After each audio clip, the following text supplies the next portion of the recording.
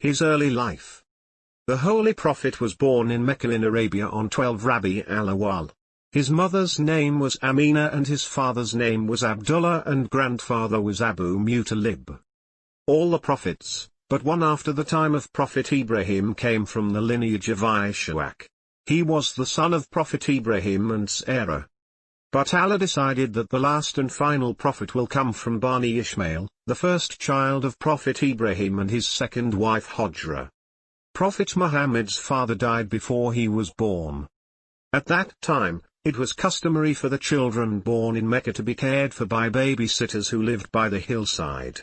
It was a nicer, cleaner environment to raise kids. The Prophet's sitter was called Halima. Halima loved the Prophet very much and she brought him up with much love and care. One day when he was a young boy, something very strange happened. Two angels visited him, opened his chest, took his heart out and washed it with Zamzam water. They then put it back in its position. "Goodness!" exclaimed Layla. "Did it hurt? Why did they do that?" Nani told the children that the Prophet felt no pain, and his heart was washed to prevent any influence from the shaitan. Prophet Isa and Maryam also by the permission of Allah could not be influenced by the shaitan. Halima was very scared and the Prophet was retuned to his mother. Unfortunately, she passed away when he was 6 years old. Prophet Muhammad was now in the care of his grandfather Abu Mutalib. When he died 2 years later, the Prophet's uncle Abu Talib took charge of him. The young Prophet was a very happy child and accompanied his uncle on many of his journeys. On one visit when he was 12 years old they went to a place called Bisra. They visited a monk called Bahira who saw some very special qualities in the young boy. His exact words were, "Return with this child and guard him against the Jews. A great career awaits your nephew." Abu Talib was quite puzzled by the wise old monk's words and shrugged it off. He felt that his nephew was just an ordinary child. The young Prophet stood out from the people of Mecca. He had such impeccable qualities. He was pious, truthful, had good manners. There was no other child like him in Mecca. Everyone liked him and called him Al-Amin. This means the trustworthy. His uncle, although from a noble tribe, was not wealthy, and the Prophet helped him to take care of his flock of sheep. The people at that time in Mecca was very ignorant. That period was referred to as the period of Jahiliyyah, the period of ignorance. The people were very bad and didn't care very much for the laws of the land. As always, it was the wealthy ones who were the oppressors. This grieved the Prophet immensely. One day, on a journey to Syria, he met a very wealthy widow called Khadijah. She was a very noble and pious woman from a wealthy family. She was also a very smart businesswoman. She was a widow and many men wanted to marry her, but she refused all of them.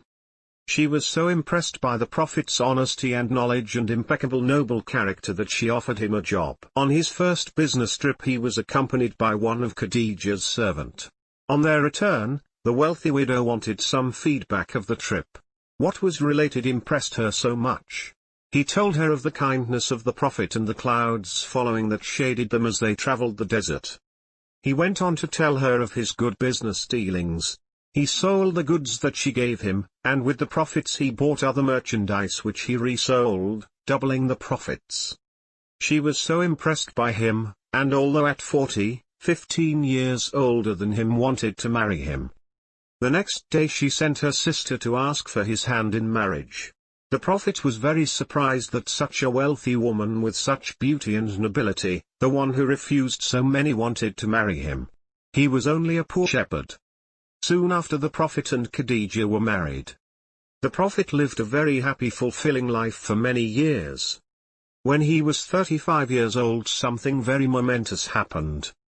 The Kaaba needed rebuilding. All the tribes wanted to take charge of this job. It was a very difficult decision to choose. One wise, old man stood up and said, "You will listen to the first man that entered that gate," pointing to its direction. The people agreed and patiently waited with eyes fixed at the gate. The first one to enter was the Prophet, who people referred to as the Al-Amin. All the different tribes were consulting with him. After a while, the prophet came to a decision. He informed that a cloth should be placed under the stone and each tribe should carry it by holding a part of the cloth. Everyone agreed to this. The result was that all the tribes participated in the rebuilding of the Kaaba. It was at that time a person named Usman ibn Harith arrived in Mecca. He tried to tempt the people by using Byzantine gold so that they will become dependent on the Roman government. Fortunately, his plan was foiled because the Prophet intervened and warned the people of Mecca. The Prophet was very sympathetic to the poor and their needs, helping them as much as he can. There was an instance when his uncle fell on hard times. Prophet Muhammad cleared all his debts for him. Abu Talib had a son named Ali. The Prophet took very good care of him and saw to all his needs, including his education. Ali went on later to marry the Prophet's daughter Fatima. A year later, the Prophet received his first revelations. When the Prophet was 40 years old, he used to escape his city to meditate in a cave on Mount Hira. They were very barbaric people, addicted to superstition and idol worshipping. They were always fighting with each other. He will sometimes spend the nights there as well, in deep concentration. Then one day, the Prophet experienced something amazing, but it also frightened him. He was visited by Angel Jibreel. He squeezed him and commanded the Prophet to read. But he was an unlettered prophet and did not know how to read. The angel then started to squeeze him and ordered him to read once more, but the Prophet still could not read. On the third time the angel told him to repeat after him. This was the first revelation. This surah is called Al-Alaq and it's the 96th surah of the Quran. He repeated the following. Recite in the name of your Lord who created created man from a clinging substance. Recite, and your Lord is the most generous. Who taught by the pen? Taught man that which he knew not. The Prophet repeated each word, trembling with fear. He was still trembling when he arrived home, much to the astonishment of his wife Khadijah. He asked her to wrap him up. She wrapped him in a towel until he was trembling no more. He felt that he was going mad, but his wife reassured him that Allah will not let such a thing happen to him. Khadijah went to consult with her cousin about the Prophet's experience. He was old and blind and was well versed in the scriptures. He cried out saying that the angel was the same Holy Spirit that came to Prophet Musa and went on to say that he will be a prophet to his people.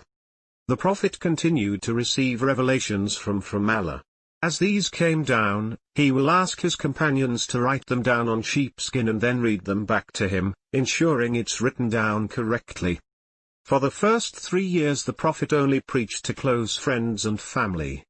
The first person to accept Islam was his wife Khadijah, then Zayd, followed by his friend, Abu Bakr.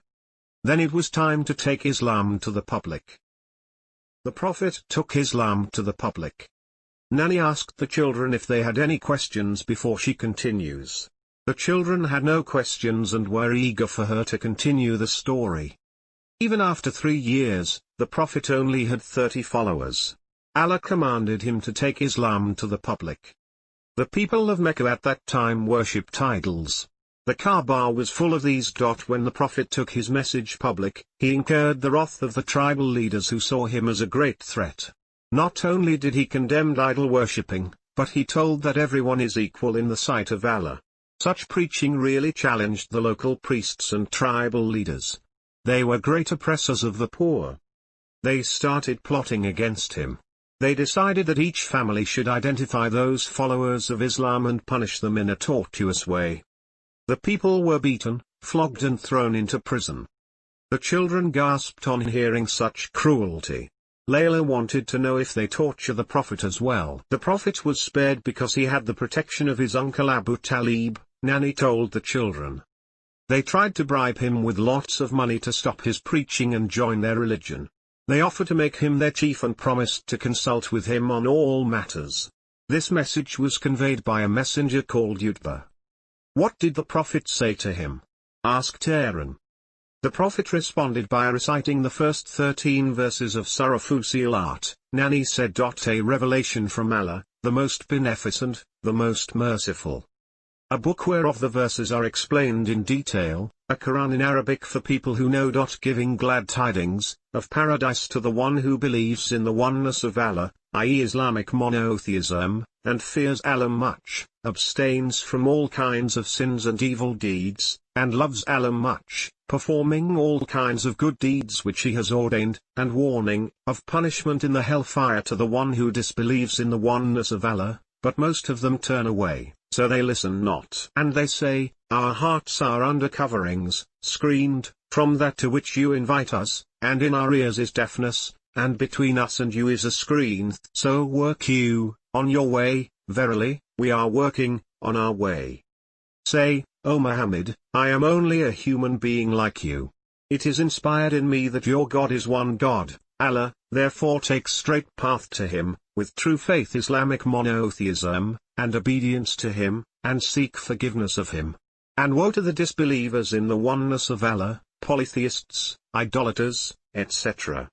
Those who give not the zakat, and they are disbelievers in the hereafter. Truly, those who believe in the oneness of Allah, Islamic monotheism, and in His Messenger Muhammad, and do righteous good deeds, for them will be an endless reward that will never stop. Say, O Muhammad, do you verily disbelieve in Him who created the earth in 2 days, and you set up rivals in worship with Him? That is the Lord of the mankind, jinns and all that exists.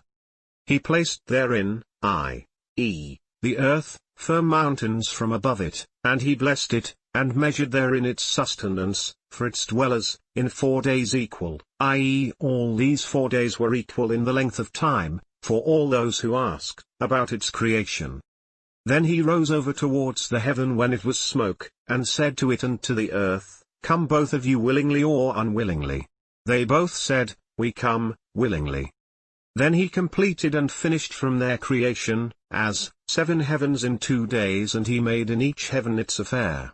And we adorned the nearest, lowest, heaven with lamps, stars, to be an adornment as well as to guard, from the devils by using them as missiles against the devils. Such is the decree of Him the Almighty, the All-Knower. But if they turn away, then say, O Muhammad, I have warned you of the Sekher, a destructive awful cry, torment, hit, a thunderbolt like the Sekher which overtook Ad and Thamud people. The Prophet then related to him about what had happened to the people of Ad and Thamud. Hence, that's the Prophet's reply to Utbah's proposition. When this plan failed, they approached Abu Talib to ask his nephew to stop preaching to the people. The Prophet gave this beautiful response to his uncle. If they were to put the sun in my right hand and the moon in my left to stop preaching Islam, I will never stop. Abu Talib loved the Prophet very much and told him to continue preaching, and he will never desert him.